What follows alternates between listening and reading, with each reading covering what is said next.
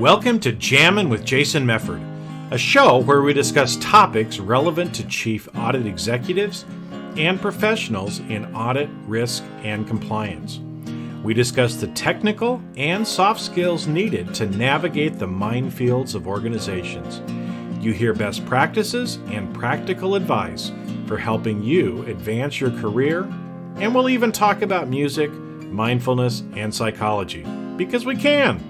So sit back and relax while you listen to the #1 podcast in the world for internal auditors, unscripted and unedited. Hey everybody, I am excited to have Craig Bristow with me today, and Craig is actually the author of, get this, it's a great title, Practical Insights for Fraud Professionals, Lifting the Veil on the Dark Arts. So today we're going to talk about fraud and some other stuff and probably share some war stories. So Craig, welcome. Why don't you take just a minute and kind of introduce yourself to everybody so they kind of get a background for who you are and why you've got so many war stories that we're going to talk about today. Fantastic. Well, thank you, first of all, for having me, Jason. It's a great pleasure to be here. So I initially started off from an internal auditing background. And then as the need grew, I went into IT auditing, dabbled in that for a while. I like to say that I'm a recovering IT auditor. And then again, as the need grew, when frauds popped up, internal audit was just the logical choice to go and investigate those. And so I started getting into fraud. And I've been in numerous industries. I've been in life assurance, medical insurance, retail, pharmaceutical distribution, construction, and now I'm in the shipping industry. So, it's been a wide travel. Well, it is, and it's kind of interesting because, as you said, you started off in internal audit, you go to IT audit, you do some fraud stuff. It's like those of it, that have been around long enough. I've got more gray hair than you do. It looks like I've got less hair, but we tend to pick up different things throughout our career, right? Based on the Yes. need of what comes up. And so, yeah, a lot of times, if there's no separate fraud or security group within an organization, internal audit is usually the one that ends up doing the investigations, Yes. right? And even though, it might not be the biggest risk in your organization, if frauds happen, my experience has been they usually blame audit for letting it happen, right? Even though it's not our fault.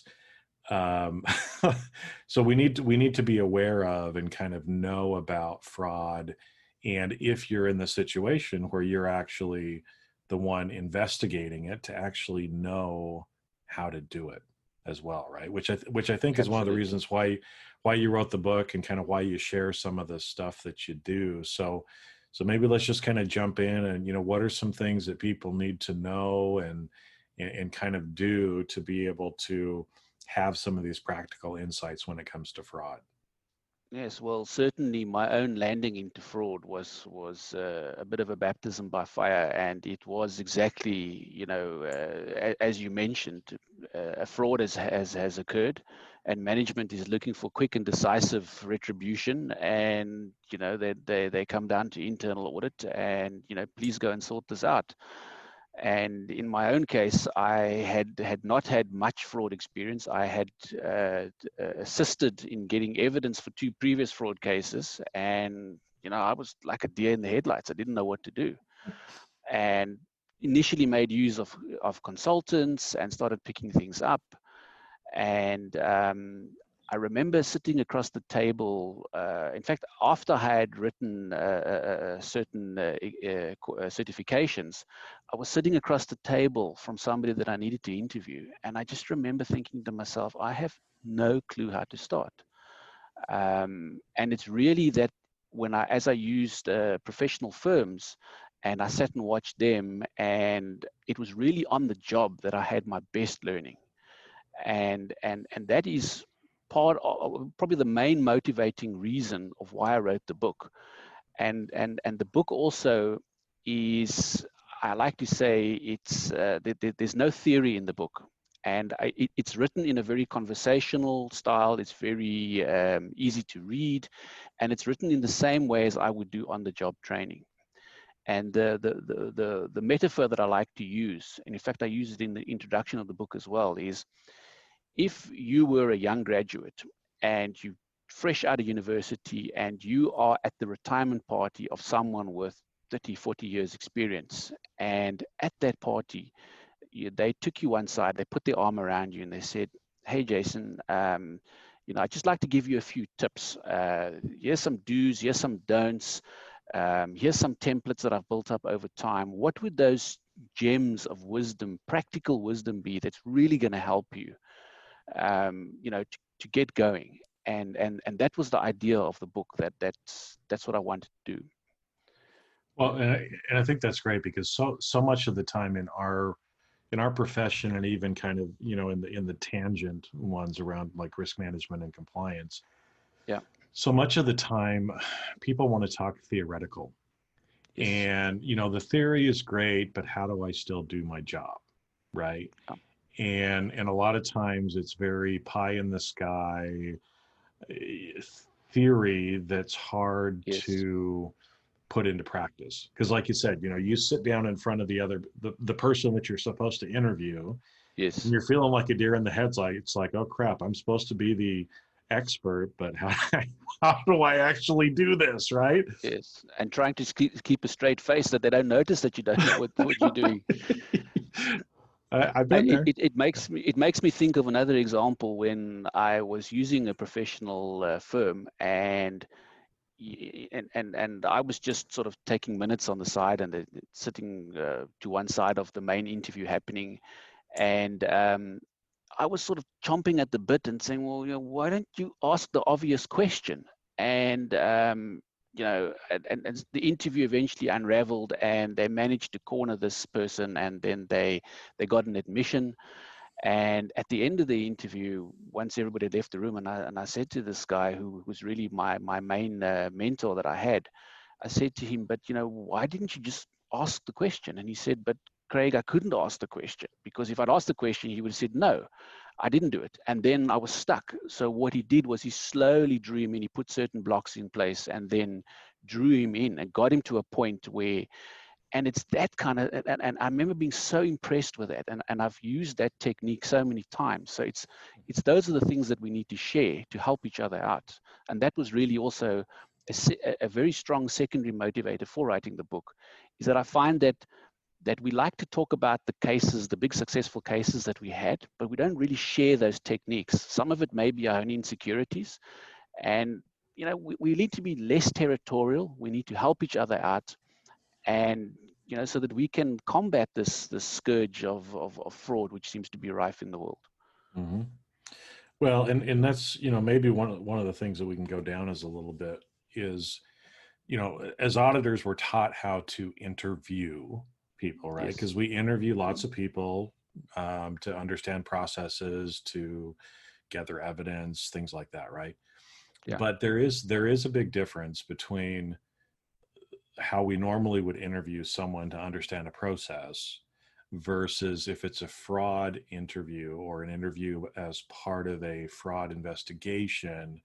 But even still, more so if it's kind of termed an interrogation, right? Which again is a different kind of thing. So maybe if you can help everybody understand a little bit of what are some of the differences then between, what maybe you've been taught to do from an interview perspective versus if you're doing it in the fraud space, or if you're going kind of the interrogation route, which it sounds like that one that you were listening to was more of an interrogation because they were trying to get admission of guilt as part of it. They weren't just collecting information, and those you run a completely different, right?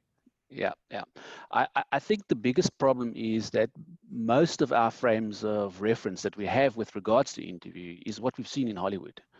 And quite frankly, the Hollywood method is exactly the opposite of what you're supposed to be doing. There's typically some rather muscular guy that's bursting out of his t-shirt, and he's being highly threatening to the subject of the interview. And in fact, it's quite the opposite. You need to build rapport with the person. You need to separate them from the wrongdoing, because nobody, even guilty people, don't like to be associated with wrongdoing.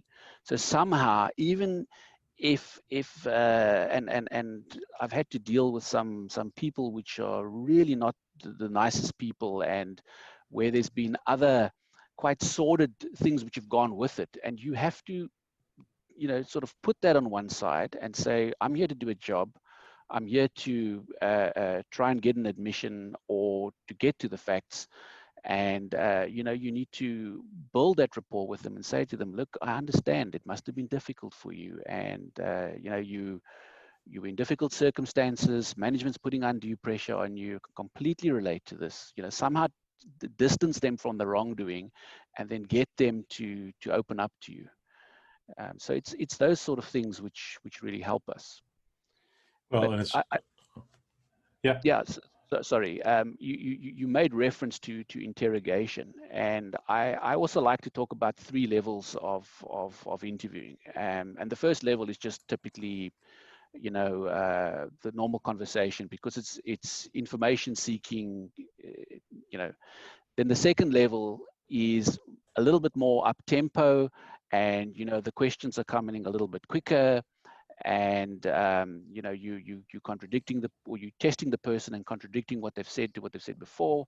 And then the third level is a little bit closer to the Hollywood. You still, however, I want to emphasize, you're never raising your voice, you're never being disrespectful to the person, and maybe the tempo is quicker, but the respect is always there for the person, and you're still being professional in your mannerism. So never are you doing the real Hollywood style interrogations.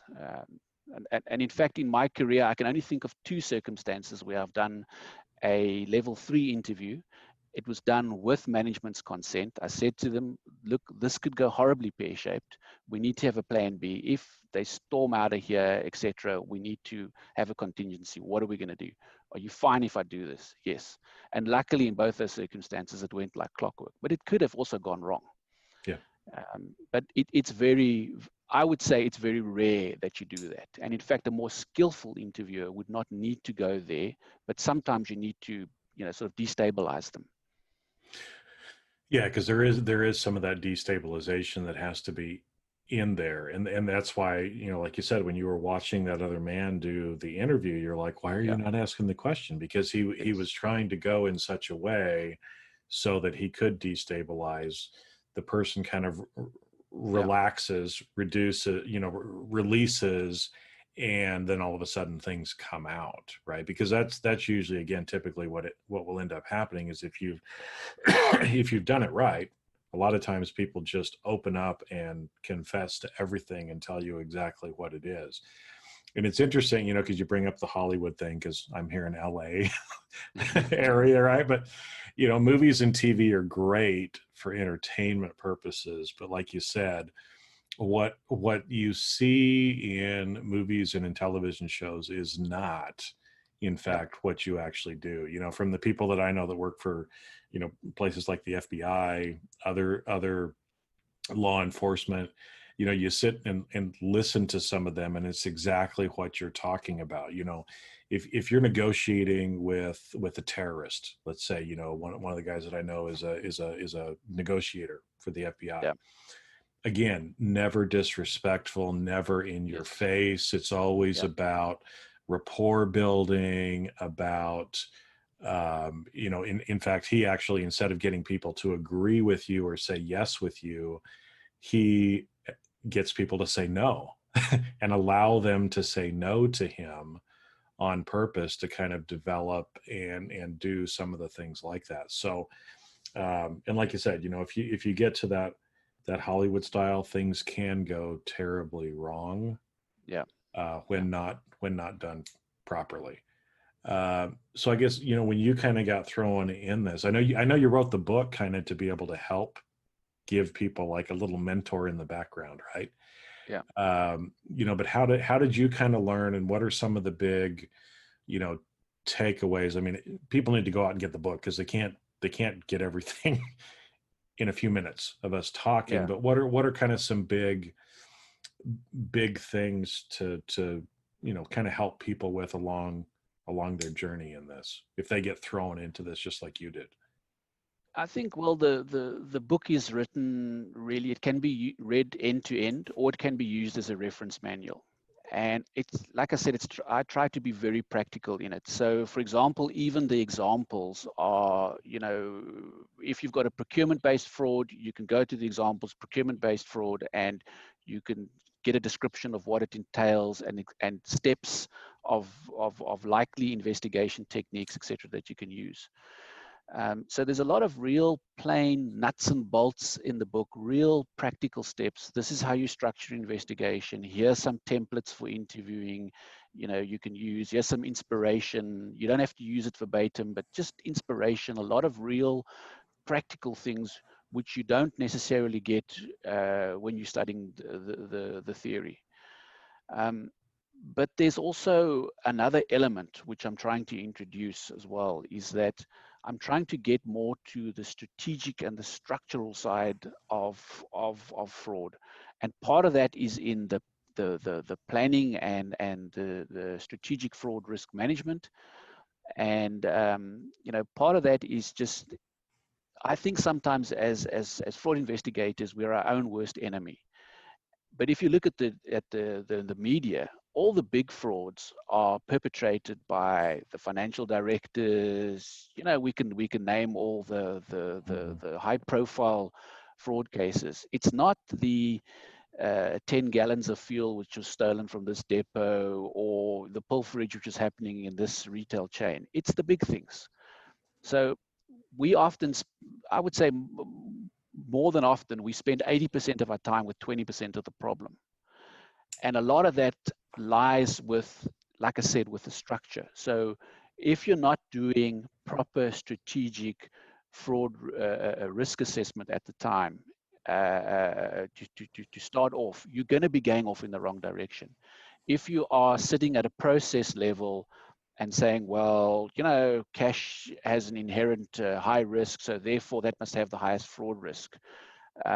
If you're starting at that level, you're already dead in the water. But if you're saying to yourself, right, what industry am I in? What are the revenue drivers in this organization? What are the current strategic and structural things that are happening? Okay, there's an acquisition happening here, or there's a sale of a business here, or how is senior leadership incentivized? How are they driven? What are the pressures that they are under? What is the current state of the economy? What is in the circumstances that we're living in now? What is going to be the expectation of the shareholders to still be able to show a profit, or at least not show significant losses with restricted trading conditions? What are those potential fraud drivers? Start there, and then develop into the lower level. And you need to include the history of incidents. You need to include the traditional fraud risks as well. But start with the structural and strategic drivers, and then get yourself. And I give quite a few examples of how to do that in the first chapter of the book. Oh, which is great, because I think, again, moving internal audit to the strategic level in whatever we're doing, too much of the time we start at the bottom and try to work our way up. And like you said, you're dead at the beginning at that point. Yes. We've got to go from the top and go down. And, like you said, I mean, it's a lot of those questions that you asked are, I don't know if we're afraid to ask some of those questions because we don't want to hear the answer. But, again, when you look at some of the largest frauds that have been perpetrated, right? Yes. Big magnitude things, there were some pretty common things going on. Publicly traded company, significant incentive comp to the executives, to the point that, if as sad as it sounds, right? If somebody could earn $20 million from their bonus, they're very incentivized to do whatever it takes to get that $20 million at the end of the year. And, it led to, price fixing on contracts, to, bribery and corruption, to financial statement fraud to prop up the price so that stock options, had value at the end of each quarter. All of these things that really have the biggest impact. Like you Yeah. said, but how much of the time are we worried about the person stealing a tool out of the storeroom or walking home with a case of product, right? Those are the people that we punish and go after when the biggest impact is going to be higher up in the organization, probably. If you ask most fraud functions and you say to them, what is the kind of proactive fraud work that you're doing? And they're going to say, no, we do fraud training, we do fraud awareness. And you say, well, tell me about your fraud awareness. No, we invite all the staff to the canteen and we have a presentation. And I say, okay, so and the staff members that you're inviting, who are they? No, they're the debtors clerks, the stock controllers. It's okay. Guess what? You're starting off too low. Mm-hmm. But the reality is, those people that are so highly driven, that are so highly incentivized, they are equally driven, if not more driven, to keep you out Mm-hmm. and to avoid being detected and to ensure that they can carry on with their schemes. But we shouldn't also be unrealistic. I don't think that tomorrow any of your listeners should go and knock on the MD's door and say, hey, I'm here to interview you, or the financial director, I'm here to look at what you do as a job because I need to look for fraud risks. That's also not going to help. So we need to build relationships of trust. We need to show the value, form good relationships with your audit committee chair. Start to bring out a lot of examples and come with tangible and value adding advice of how you can do this, and start small and build the confidence with management, and then they'll let you in. And it's not something which is going to happen in a month or 2 months. It's going to take you 2 to 3 years. I would say that normally about 3 years is where you start to mature. It's not something which is just going to happen. The people that sit at these senior levels, they are normally handpicked. They are people with a lot of industry knowledge. They are trusted people that we put at an executive level. And you walking in and coming in there with guns blazing, they're just going to look at you and say, sorry, this guy's a hothead. I'm not going to give him the time. But if you take the time and you invest in the relationship, then you're going to heal the results. And also, if you seem to be helping and not threatening or being a stumbling block to management, then you're going to get their buy-in. Yeah. Well, and I think, like you said, it takes time to develop Yes. these relationships, right? And again, while guns blazing, rushing in is great for a movie or a TV show, that's not how you do it. That's not how you do it in your company either, right? In fact, that's also when you were talking about the interviewing, that's another point that I neglected to comment on, is that what you don't see in Hollywood is, it's typically 30 minutes. They get an admission and they get the girl and they drive off in an Italian suit and in a Maserati. It's not realistic. The two things that they don't tell you when you start fraud investigations is that it's detailed work. And the second thing is you're going to be dealing typically with people that you would not ordinarily choose to associate with. So the level of planning and detail, if you speak to your FBI counterparts, when that guy walks in to interview a terrorist, he knows everything about that person. Mm-hmm. I typically have a defense file which is built up, which supports me. And I can navigate, because the interview doesn't always go in the sequence that you want it to go. So I can jump around. I have the confidence to move between that file to ask the questions as the interview goes. So I'm normally highly prepared by the time I get in. There's obviously times when I have to wing it as well. But the best interviews are the ones which are the most planned, where I have analyzed all the invoices. I've done everything that I need to do, and I lead that person to the point where I get them to the question that I actually want to ask them. Well, I think that's an important distinction too, because like you said, there's so much work that goes into it beforehand, right? I mean, one thing I was always taught is you should already know the answers to all the questions you're going to ask before you Yes, go in, right? yes, Because absolutely. again, and that's why, you know, in that kind of level one, just gathering information, interview, okay, it's probably not that important. But when you get to the second one, then Yes, it's important because then you can ask a question, like, so, Craig, blah, blah, blah, blah, blah, blah, blah. And you say no. And you're like, well, that's funny because on this invoice right here, I thought this yes, is right. And so you already have things prepared because you already know what the answers are.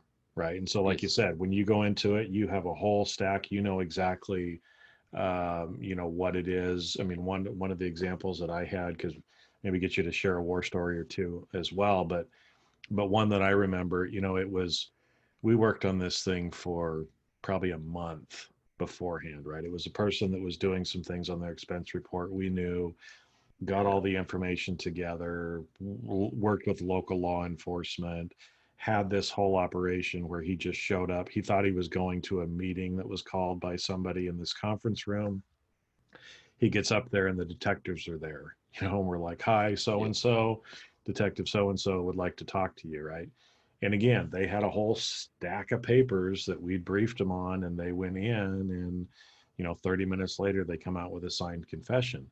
But it was a lot of work. It wasn't just to show up, do the half-hour Hollywood interview, and boom, you're yeah, done, right? That there is a lot of detail um, that kind of goes into it as well. A yeah. lot of preparation. And those are the good ones, and those are the ones that you can prepare. But also often enough, we have to recognize that life happens, and you holding interviews. You don't know who you're interviewing. That's the problem. So one of the opening statements that I make in my chapter on interviewing is you should treat every conversation as an interview, because you don't know who you're dealing with. You don't know what their loyalties are. You don't know what, even if they're not involved, they may Mm-hmm. be, as management, it may not be in their best interest for this fraud to come out. Or, they don't really want you to spend all those dollars on the investigation. They've got other pressures or something. So treat every conversation as an interview, and then you will be surprised the kind of results that you get. So it's kind of a discipline. So when I start off, I introduce myself, and I always introduce myself in a very, I don't read off my credentials, and I typically try not to use titles. I will just say, and I typically also play the card that I don't understand, and can you just help me out? And I say, hi, I'm Craig, and just like you do, perhaps, and a lot of deceits, the lowest level of deceit is avoidance. So they will try and keep you away. Yeah. And pleasant persistence. You get the interview, you sit down, and then I like to start with non-threatening questions. So Jason, you the financial manager of this business unit. I haven't been to this business unit before. Can you perhaps just tell me a little bit, just for my own understanding, can you perhaps tell me a little bit about your roles and responsibilities? And then there's general, because that's not threatening. And quite frankly, a lot of people like talking about what they do. And then I'll say, okay, really, approving of procurement and invoices. And okay, that's fantastic. Can you tell me a little bit more about that? I don't know how it works here. And now you've actually demonstrated to me that you have knowledge of the rule and you have knowledge of the procedure. You can't actually later on say, I didn't know. And then I put that invoice on the table. I say, that's fantastic. Thank you for explaining this process to me. As an example, can you perhaps explain this invoice to me? And then they look at the invoice and their face drops. Yeah, because it's one that you'd already prepared and it's in It's your, the one I've already prepared. yeah. And, then you say to them, well, why don't you start at the beginning? You lower your tone of your voice, and you sort of look at them in a more compassionate way, and you say, why don't you start at the beginning? Why don't you tell me when it first happened? And then you see their face turn, and then you've got them. And then you slowly reel them in. And even after they have admitted to it, you say, thank you very much. This is serious. I unfortunately am going to have to take this further. However, it's to cooperate is in your best interest, and we'll see how we can handle this best. So keep that respect going, because you most times you will have to interview them a couple of times. So that first interview or the second interview may not be the final interview. Well, and I think that respect part is so important too, because I know that, I don't know if it's been your experience too, but in mine, most of the people that were committing some sort of fraud are good people that just made some bad choices. And in fact, it usually is eating them up on the inside. They can't, there's like this big relief when it finally comes out. I mean, unless you're dealing with a psychopath, which is, 2 to 5% of the population, and just absolutely does not know right from wrong. And I mean, you're smiling because I'm sure you've come across some of those. Yes. We've all come across some of those, but it's actually the profile of a white collar criminal. They are a psychopath. It is usually. But yeah, there's so much of the time that it really is. They're not bad people. They've just done some bad things, and obviously things have to be taken care of. But to keep that respect going and realize that, just like most of the people that you come across in corporate fraud are not going to be the Hollywood villain, just that evil, dark character. Now, sometimes they are. You're nodding your head like, well, maybe a lot of them you've gotten that way. But to remember that it is still a human being on the other side as well. You make me think about something else about the book. I have an interesting chapter which I call the rules. It's a very short chapter, and it's not something you would find in a textbook. But there were certain things that were taught to me, and what I do is when I'm mentoring my staff is I repeat those sort of mantras, and I will say to them, people do and say things for a reason. That's one of probably the rule that I repeat the most often. And I say to them, why did they say that? What was the psychology behind what they said? So I have these rules that I repeat and I reinforce them. And it's actually so pleasing to me when my staff use my own rules against me and tell it to me as if, they thought about it. And it's actually great. But one of the rules that I have, which is certainly not one of the most important ones, is that let's say there's two of them that are related. Robin Hood was a fairy tale. I've actually never met Robin Hood in my career, and I've never met somebody who has stolen because they have a sick child or an ailing grandmother. And my mentor taught me that it's always about sex, gambling, or drugs. Yeah, and I like some to add some addictive or some behavior. vice that they have, or a combination of those. And their legitimate money is taken up in their lifestyle, because people often say to me, oh, well, the economy is down, so I suppose fraud will go up. And I say, yes, but not for the reason you're suggesting. It will increase because the economy is bad and I don't have enough money to spend on my vice. So I'm spending it on food on the table and school fees and utility bills. But I don't have enough to go gambling. So now I need to start stealing money in order to gamble. And certainly when we're profiling people and we know that money's gone missing, but we don't know, there's 10 people in the office. Who could it be? Who's most likely? Then we start to look for those lifestyle indicators. Who's the person who has the lavish lifestyle, that's always going on vacations, that's always seems to be having jewelry, always talking about the great winnings that they had at the races. They never talk about the losses. They will talk about the winnings. You start to pick up these lifestyle indicators, and that often leads you to the most likely people. And that, combined with your other investigative techniques, can often identify the perpetrators. Yeah. Well, like you said, most of the time it's not an ailing grandmother. It's some addictive behavior. It's some reason.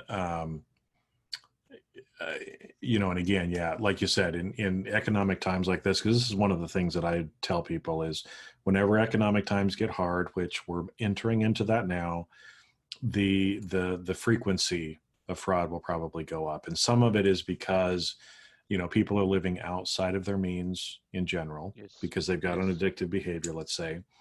And a lot of times people they'll pre-spend their next raise or their next bonus, as an example, right? Yes. And so when those things get cut back, all of a sudden it's like, oh, I've already spent the money for whatever, right? Yeah. And now Guido is going to come break my legs because I can't pay back my gambling debt that I thought I was going to be able to pay because of my Yeah. quarterly bonus. But now that I don't have my quarterly bonus, or if I got furloughed for a few weeks and now I'm behind Yeah. on everything else, then there's this need, a real need. And sometimes it is Guido wanting to break your legs, for people to do some of these things and find a way to try to make up for what they rationalize was theirs to begin with, or that they should have had to.